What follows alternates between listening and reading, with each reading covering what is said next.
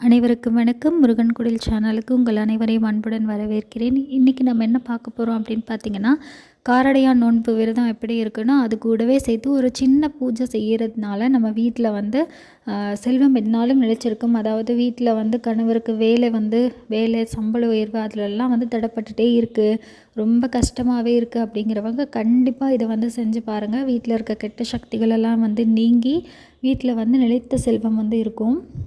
இந்த காரடையான் நோன்பு அப்படிங்கிறது சத்தியவான் சாவித்திரி வந்து அவங்களோட கணவர் மேலே கொண்ட பாசத்தினால் யமனையும் எதிர்த்து அவரோட உயிரை போராடி மீட்டுட்டு வந்தாங்க. அதை போற்றும் விதமாக தான் வந்து இந்த காரடையான் நோன்பு கொண்டாடப்படுகிறது அப்படின்னு சொல்கிறாங்க. இந்த நாளில் வந்து காமாட்சி அம்மனை வழிபடுறது ரொம்ப ரொம்ப ரொம்ப நல்லது. இந்த விரதம் வந்து திருமணமான பெண்கள் அவங்களோட கணவரோட ஆயுளுக்காகவும், திருமணம் ஆகாத பெண்கள் வந்து வரப்போகிற கணவரோட நல்லதுக்காகவும் இருக்கிறது இந்த விரதம். இந்த நாளில் தாலிக்கயிறு மாற்றிக்கிறது மூலமாக கணவனோட ஆயுள் பலப்படும். அதுக்கப்புறம் வந்து குடும்பத்தில் செல்வ செழிப்பு வந்து ரொம்ப நல்லாயிருக்கும் அப்படிங்கிறது வந்து நம்பிக்கை. இந்த விரதம் எப்போ வருது அப்படின்னு பார்த்திங்கன்னா 14ஆம் தேதி, அதாவது நாளைக்கு காலையில் 6:35 12:46 வரைக்கும் இந்த விரதம் இருக்குது. தாலிக்கயிறு மாற்றுறவங்க வந்து 12 மணிக்குள்ளே மாற்றிக்கிறது ரொம்ப சிறப்பான விஷயம்.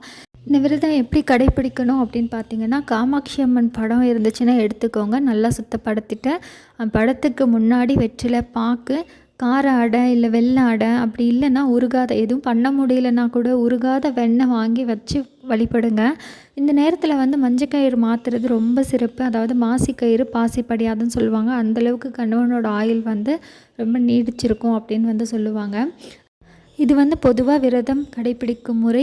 அதை தவிர்த்து நீங்கள் இன்னொரு பூஜை செய்கிறதுனால இழந்த செல்வத்தையும் மீட்டு கொடுக்குற சக்தி அந்த பூஜைக்கு உண்டு. அதாவது ஒரு கலசம் எடுத்துக்கோங்க, கலச சொம்பு எடுத்துக்கோங்க. அதுக்கப்புறம் வந்து அதுக்குள்ளே தண்ணீர் நிரப்பிட்டு கொஞ்சம் மஞ்சள், பச்சை கற்பூரம், கிராம்பு, ஏலக்காய், ₹1 நாணயம் அது மட்டும் போட்டுட்டு அது வந்து மாவில் வச்சு தேங்காய் வந்து மஞ்சள் வச்சு குங்குமம் வச்சு எப்பயும் கலசம் ரெடி பண்ணுவோம் இல்லையா, அந்த மாதிரி ரெடி பண்ணி வச்சுக்கோங்க.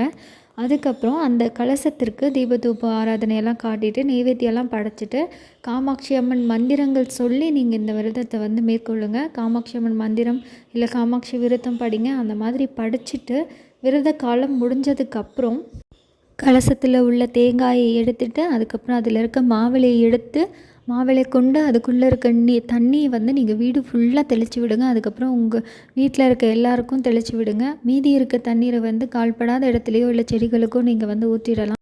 இந்த தண்ணீரை வச்சு நீங்கள் வீடு ஃபுல்லாக தெளிக்கிறதுனால வீட்டில் இருக்க கெட்ட சக்திகள், தீய சக்திகள் எல்லாமே வந்து நீங்கிடும் அப்படின்னு சொல்கிறோம். அதுக்கப்புறம் அம்மனோட அருள் வீட்டில் நிலச்சிருப்பதுனால உங்கள் வீட்டில் இருக்க கஷ்டம், துன்பம் எல்லாமே நீங்கி நீங்கள் இழந்த செல்வத்தை கூட வந்து மீட்டு கொடுக்குற சக்தி இந்த பூஜைக்கு உண்டு. அதுக்கப்புறம் நீங்கள் அதில் போட்டிருக்க ₹1 காயின் எடுத்து உங்கள் பர்ஸ்லேயோ இல்லை நீங்கள் பணம் வைக்கிற இடத்துலையோ வச்சுருங்க. கண்டிப்பாக அந்த இடத்துல மீண்டும் மீண்டும் பணம் சேரும் அப்படிங்கிறது வந்து நம்பிக்கை. ஸோ இந்த பூஜையை வந்து கண்டிப்பாக செஞ்சு பாருங்கள். அவ்வளோதான் ஃப்ரெண்ட்ஸ். இந்த வீடியோ உங்களுக்கு பிடிச்சிருந்துச்சின்னா சப்ஸ்கிரைப் பண்ணிக்கோங்க. மீண்டும் அடுத்த ஒரு நல்ல பதிவில் சந்திக்கிறேன். நன்றி, வணக்கம்.